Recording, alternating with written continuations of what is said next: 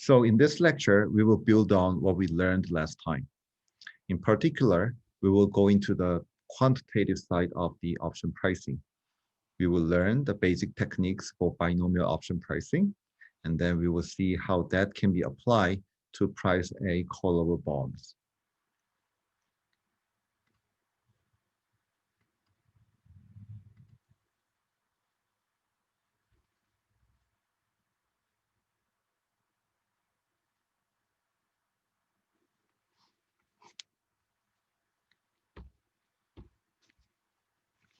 Okay, so to calculate the value of an option, we will take the binomial valuation approach. So it is a very simple approach. We will consider a world in which the stock can have only two possible values at the expiration date from the option. So in this world, the option payoff will also have two possible values. The payoff can be replicated by a portfolio of a stock and a risk-free bond. Consequently, the value of the option must be the same as the value of the replicating portfolio. So this is the scenario. So we have a stock whose current price is 100 based on the possible states. If it's in the up state, then the price is going to be 137. If it's in the down state, it's going to be 73. We also have a bond whose interest rate is $7. I'm sorry, 2%. And we also have a call option whose exercise price is 105. First thing you need to make sure is to calculate the payoffs, right? CU and CD are the payoffs in the up state and the down state. In the up state, the call option is in the money. Therefore, the payoff of the call is basically 137 minus 105, which is 32. In the down state, the call option is out of the money. Therefore, the payoff is simply 0. The question is, how do we replicate this call option? The answer is the following. Buy the half share of the stock, borrow $35 worth of the risk-free rate, and the cost is basically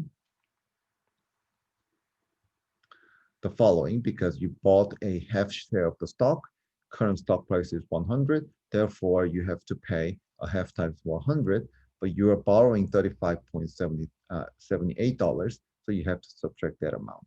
Okay? So the cost of this replicating strategy is $14.22, and that strategy is going to pay either 32 in the up state, in the down state.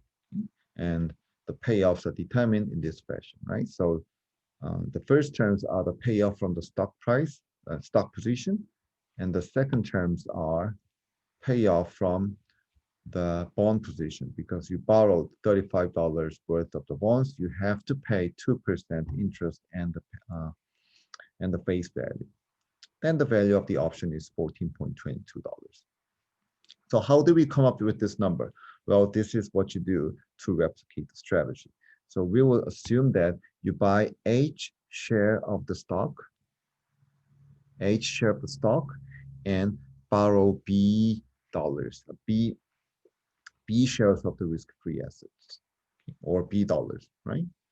And then what you want is in the upstate, you want to replicate the payoff of the upstate. Okay? So payoff in the upstate is CU. That should be replicated by H share in the stock, and the stock is going to pay you SU in the upstate, but then you have to pay B dollars that you borrowed times the risk-free rate. And you should do the same thing on the downside. Payoff, downside payoff is CD, and you are going to replicate it using H times SD minus B times 1 plus RF. Okay, so that is your replicating strategy, right? Again, you buy H share of the stock, borrow B, and you want the payoff of this replicating strategy to be the same as CU and CD in the up and the down state, right? Now you can solve the system of the equations, then what you get is the following. So you subtract. So let me call the first one equation 1, and then the second one equation 2. Okay? Or let me use a new sheet. Okay. So what do you want? You want to replicate the payoff of the call options in the up state and also in the down state using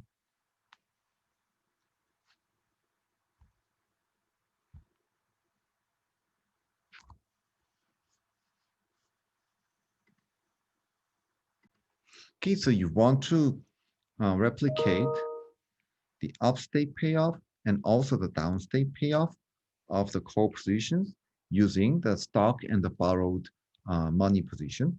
So you bought H share of the stock.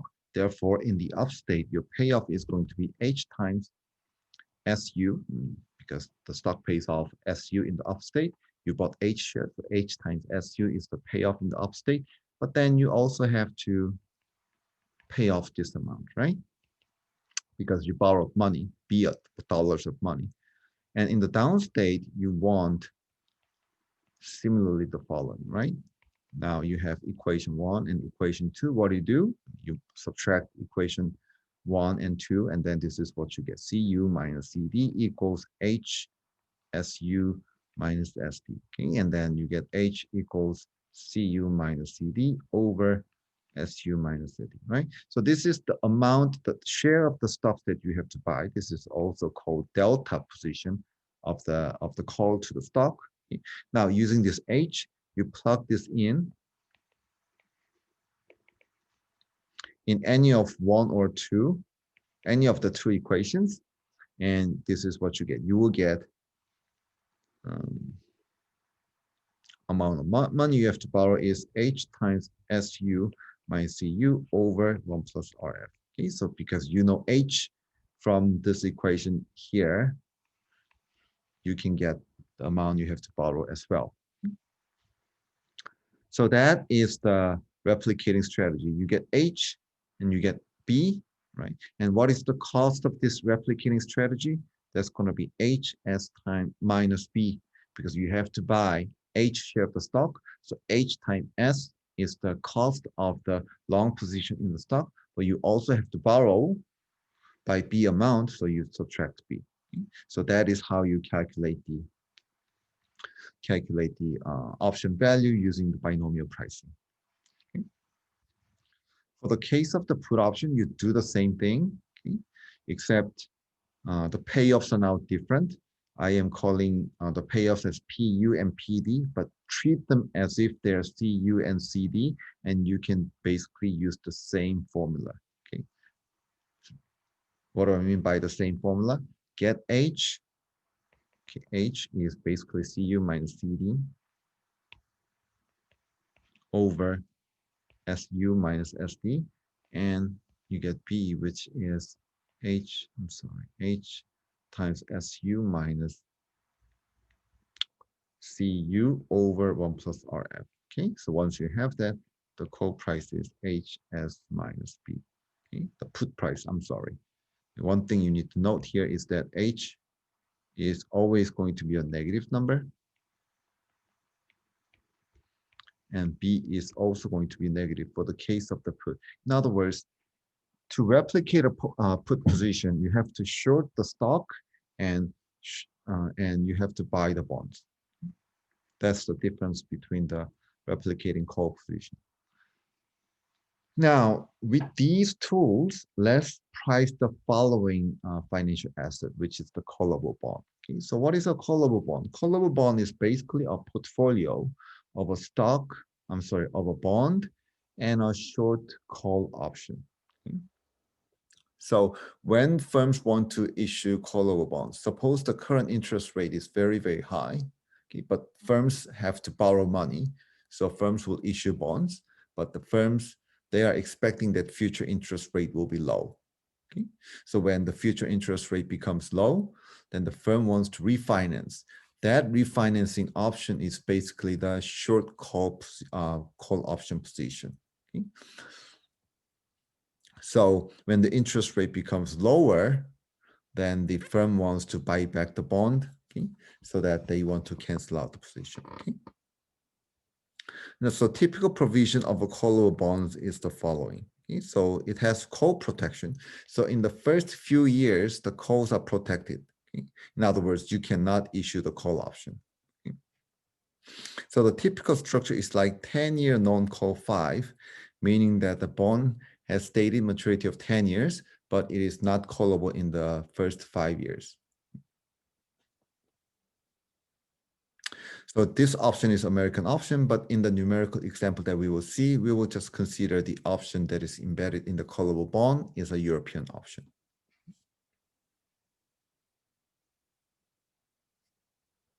Okay.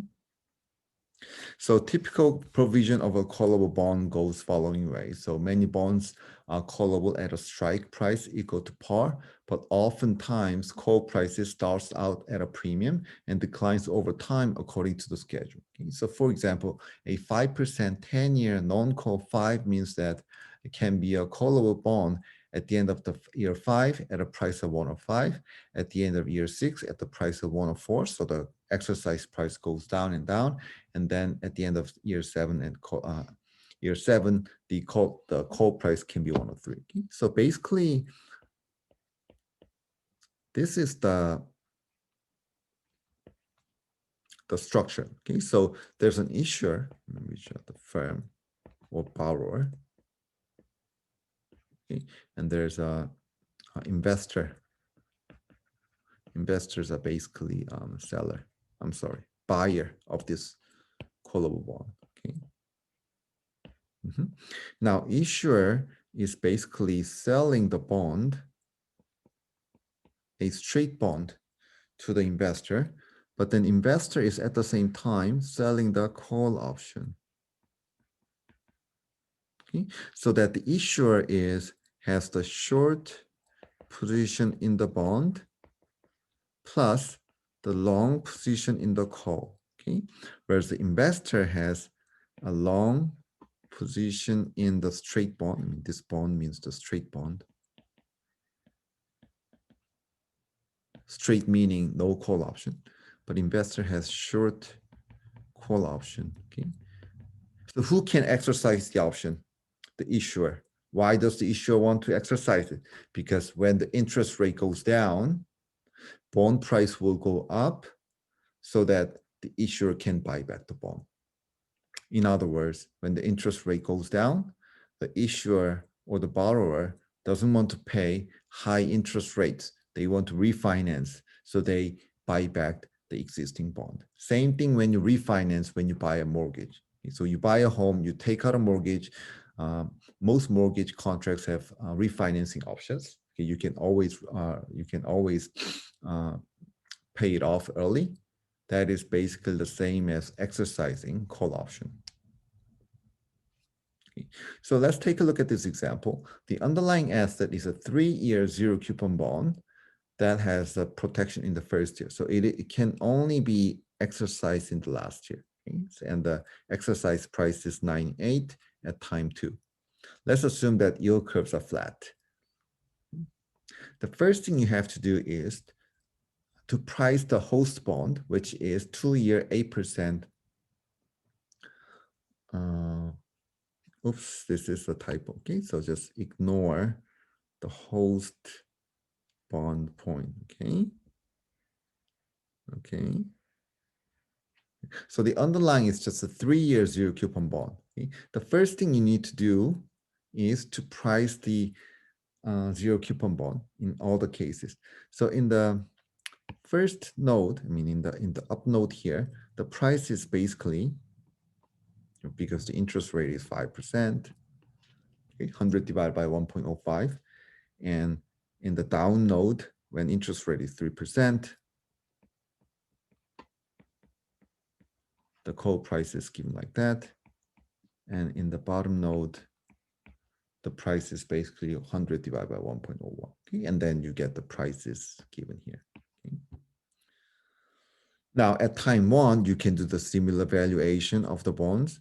At time 1, the 3-year zero coupon bond becomes a 2-year bond. Well, let's price the bond at time 0 first, right? At time 0, it is a 3-year bond. So what is the price? Price should be 100 divided by, because the interest rate is 3%, divided by 1.03, and you have to cube it. Okay.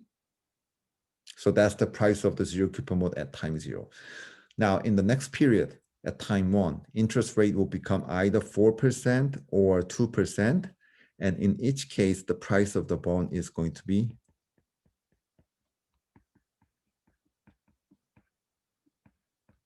because now the 3-year zero coupon bond becomes a 2-year maturity zero coupon bond.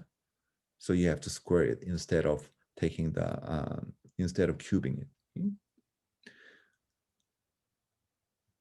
At time two, now the 3-year bond becomes 1-year bond, and then you can calculate the prices like that. Given these prices, now the first thing you need to do is to price the call option is to calculate the payoffs. Okay? So these are the payoffs of the options because the options exercise price is 98 and it is a callable option. When the prices are below 98, the options are out of the money so that the payoffs are zeros. The payoffs are zeros. The only payoff that's relevant is the payoff here. So now we got the payoffs in the last nodes. We can price the bonds in the following way. The first subtree you need to focus on is this. Okay, so let's focus on these 3 nodes. Okay, and then price the callable bond in that 3 nodes, right? So how do you price the callable bond in these 3 nodes? You calculate H. H is basically CU minus CUD over price up minus price up down. I'm using the same callable bond pricing formula. So that's going to be the call payoffs are like 0 here, upstate, and 0 also in the downstate. And the prices are like 95.24 minus 97.09, but these are irrelevant because it's 0. Okay, so H is 0. H is 0. Okay, and B then is going to be 0 as well. You can use the same formula as before. B is basically H times SU minus CU over 1 plus RF, but at both S and C are 0, so basically B is also 0. So the call price here is going to be 0 as well. Okay. Now the second node we have to consider is the following. Okay. The second node is here. Here, the calculation becomes a little bit more interesting because now we calculate H, which is CU minus CD over SU minus SD. What is CU? CU is 0. CD is 1.01. SU is 0. CD is this. Prices are like 97.09 in the upstate, and in the downstate is 99.01. Okay, and you do the calculation, and you can get the H as 0.5253. Now you can do a similar calculation for B. B is basically H times SU minus CU over 1 plus RF. Okay, which is, and we know H here. H is calculated here. SU is basically 0. I'm sorry, in the upstate, the price is 97.09. Okay. And CU is basically 0. That's the payoff in the upstate, divided by 1 plus RF. What interest rate we have to use? Interest rate is 2% here. Okay. You do this calculation, and you will find that B is basically 50. Okay. Now, how do you calculate the option price here? It's basically HS minus B, and you will see that it is 0.49502. Okay. Now we are doing the valuation in the backward way, and the final valuation we need to do is here. Okay. And we do the same calculations as before. H is CU minus CD over SU minus SD. What is CU? CU is 0, CD is this. So 0 minus 0.4902 over SU and SD, 92.46 minus 96.12, then it should give us 0.1339. Okay. Similarly, we can calculate B, which should be H times SU minus plus, I'm sorry, CU plus 1 plus RF. H, we calculated before. SU is, I mean, H is this thing here. SU is the price in the upstate, that's 92.46, plus CU is 0 over 1 plus RF. The interest rate you have to use is 3% because you are pricing the option at time 0. Okay, now you get B, which should be 12.018. Now the price of the call option should be HS minus B. Then finally, we get the call option price. I'm sorry, the callable bond price. The callable bond price is, what is a callable bond price? Is basically P, the price of the bond minus C. Why? Callable bond is basically the same as long, the 3-year bond, plus short position in the call, right? So long the bond and short the call, so it should be P minus C. Okay? So therefore, finally, the callable bond price is P minus C, which is 91.51 minus 0.2345. Okay, so in other words, callable bond price should be lower than the regular bonds. That leads us to the what's called the negative convexity of the callable bond. Now we can plot the price of the callable bond against the interest rate in the using the previous example. You see that the callable bond price is going to be like this. Okay? Remember, the regular bond price is right concave. This is the price, and this is the yield. So that's what's called the concavity in a bond. But callable bonds is the other way around. It is actually, so it is negatively convex. Negatively convex. Again, regular bonds are, there's what's called the convexity. So regular bonds are positively convex, but callable bonds are negatively convex. Why? Because when interest rate becomes low, bond price is fixed at 98 because 98 is the exercise price. The bond price cannot go above 98. In other words, when interest rate becomes lower, the call option price becomes higher and higher. Why? When interest rate becomes lower, bond price goes up, therefore the call option price goes up. What is a callable bond? Callable bond is a bond price minus the call option, right? In other words, when interest rate goes down, bond price goes up. Therefore, the callable call price goes up, right? Therefore, the callable bond equals the regular bond price minus call. So the callable bond price doesn't go up as much as the regular bond price goes up. Okay. Therefore, this thing, the negative convexity occurs when interest rate becomes lower.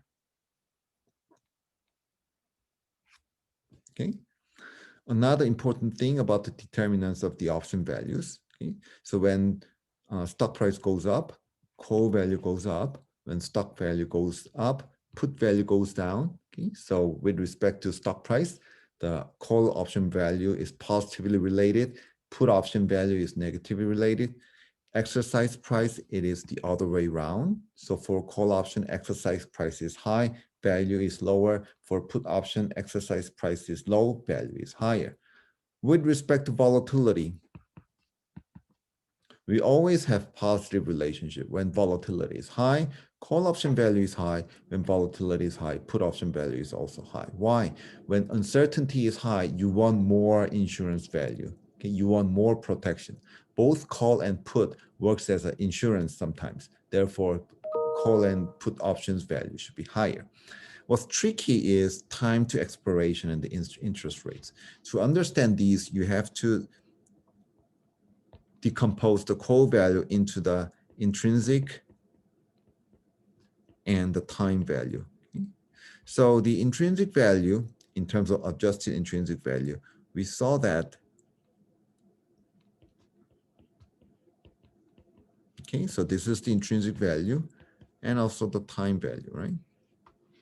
Now, when the time to expiration goes up, when t goes up, okay, the call value, the intrinsic value of the call goes up, okay, because the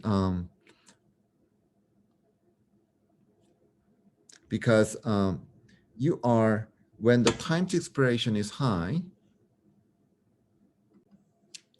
you pay the same amount in the future.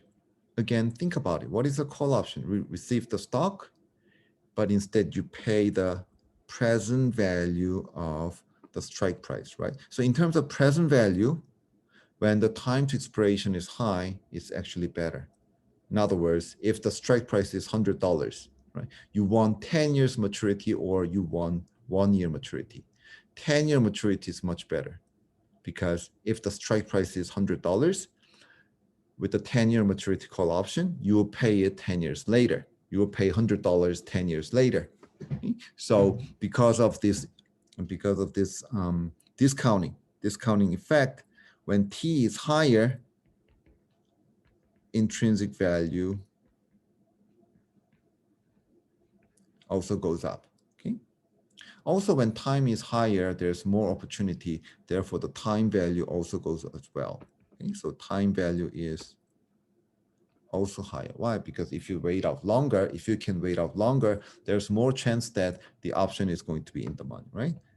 So in terms of time to expiration, the longer the time to expiration, call value is always higher. What about the interest rates? When interest rate goes up, interest rate acts in a very similar way to the as the time to maturity in terms of intrinsic value. When interest rate is high, you want to pay the same amount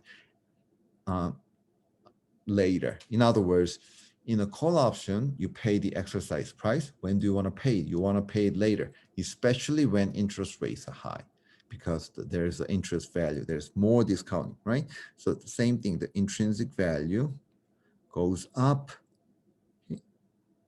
and time value doesn't matter much. Okay? So in other words, when the interest rate goes up, call value also goes up. Okay? Now let's consider a put option. For a case of the put option, the adjusted intrinsic value is the other way around. Okay? Meaning when the time to maturity goes up, what happens to the intrinsic value? Intrinsic value will go down because there's more discounting, okay, in the exercise price, but then time value still goes up, right? I mean, what kind of insurance contract do you want? You want longer maturity or shorter maturity? You want longer maturity. Longer maturity put options are more valuable because there's more time value, right? So there's a offsetting effects coming from the time to maturity. So its effect on the put option is not clear, okay? Whereas the interest rate effect is the same, okay? Meaning that it's negative. In other words, when interest rate is high, discounting effect is higher. Therefore, there's intrinsic value of a put option is going to be lower.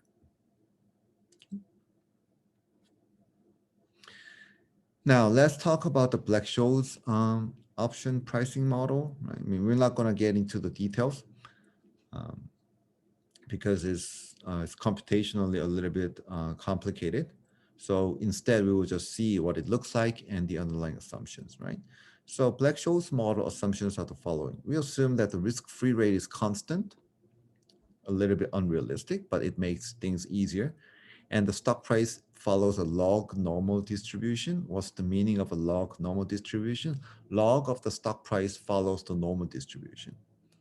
and it has the constant volatility. That's another assumption, which is unrealistic. But again, that makes computation much easier, and so on. Okay. Now, under that assumptions, Black-Scholes formula that gives us the pricing of the European call is given in this fashion, right? So I'm not going to talk about the details, but you can understand. So what you can see here is that this is the current stock price, and ND1 gives us the probability of options being in the money minus X times the expiration, right? So it has the little bit of the binomial pricing model flavor as well. Now, the last topic we will learn is the implied volatility. So Black-Scholes model originally was intended to be used in the following fashion. You include the stock price, you input the stock price, strike, volatility, interest rate, and maturity. You put in these numbers, and the Black-Scholes model is going to spit out call price. Okay, so that's how Black-Scholes model was originally designed. But if you think about it, right? If you think about carefully, stock price is known because we know from the market price. Exercise price is also known because it's written in the contract. Risk-free rate, it is also known in the market. Expiration, we also know. Wait a second, even the call option price we know from the market. The only thing that is unknown is the volatility. The volatility is unknown, right? So one way of using the Black-Scholes model is that get the stock price from the market, exercise from the contract, risk-free rate from the market, maturity from the contract, volatility estimate using the market data with a lot of noise, and then calculate the option price, right? But another way of using that is the other way around. Okay, so actually, well, we know the stock price, strike, interest rate, and maturity, and even the call price we know. And so we will input this thing so that we back out the volatility. We will back out the level of the volatility,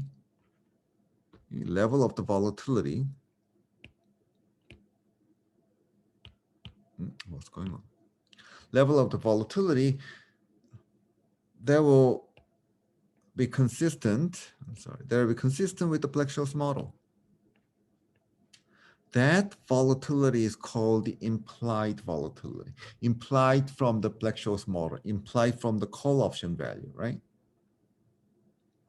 That implied volatility, why is that important? Because that is going to be used to calculate what is called VIX.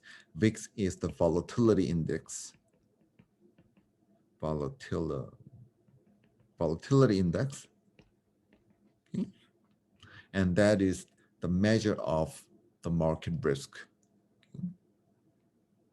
Sometimes it's called the fear index as well.